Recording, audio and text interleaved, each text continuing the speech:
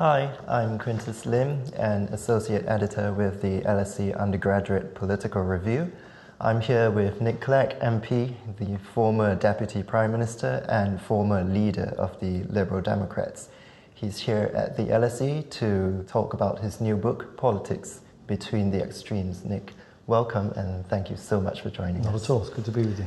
Your new book, Politics Between the Extremes, discusses, amongst other things, the rise of the anti-establishment, the polarization of the political landscape, and the increasing insularity of democratic politics. But to the common voter, it would seem that these changes emerged out of nowhere. Do you think there were any signs beforehand that politics would take this new direction? Oh, I think this has been brewing for some time. I don't think this has just emerged out of nowhere. I think the growing inequalities in society have obviously contributed. I think the fact that we no longer live in a world which is sort of ordered according to a sort of right-left Cold War ideology has obviously given way to greater ideological fragmentation.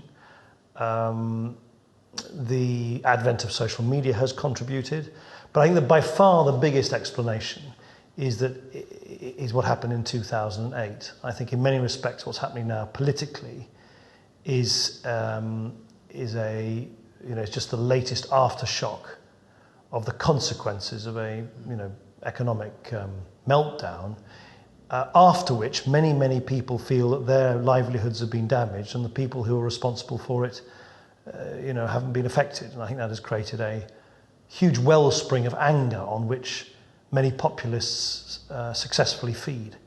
The Liberal Democrats have called for a referendum on the terms of the Brexit, and they've made it abundantly clear that they believe the best deal for the UK is to remain within the EU. But how will your party convince British voters that this is the right thing to do, and also convince the European Union to take the UK back?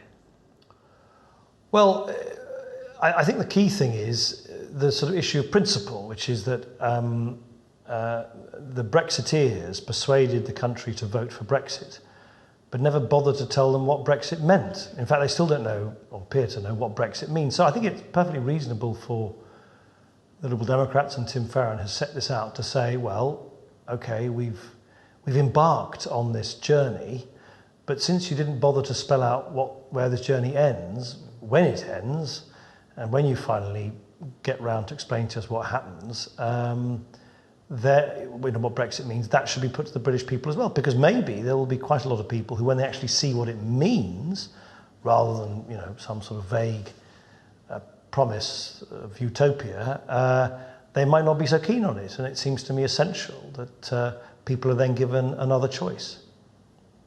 And regarding the European Union? Well, I think the United Kingdom has not yet left the European Union, so we've not left the European Union until we finally leave. And so clearly, if the deal that is negotiated between the government and the European Union is not accepted by the British people, well then of course we carry on being members of the European Union. So it's not, the rest of the European Union doesn't need to take us back because we haven't actually left yet. Finally, what advice would you give to aspiring students who wish to join politics, especially those who want to go between the extremes? Well, clip the armour on. You've got to develop quite a thick skin. It's a rough old business. Don't do it if all you want is sort of an easy ride. It's a volatile life, politics, but it's very interesting because you're constantly dealing with ideas and how ideas and people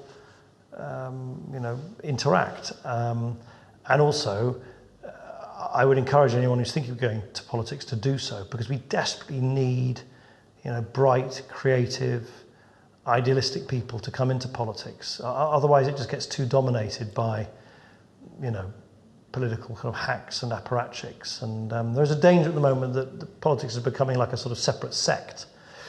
I think it's very important that the more normal people who just are interested in politics join, the better.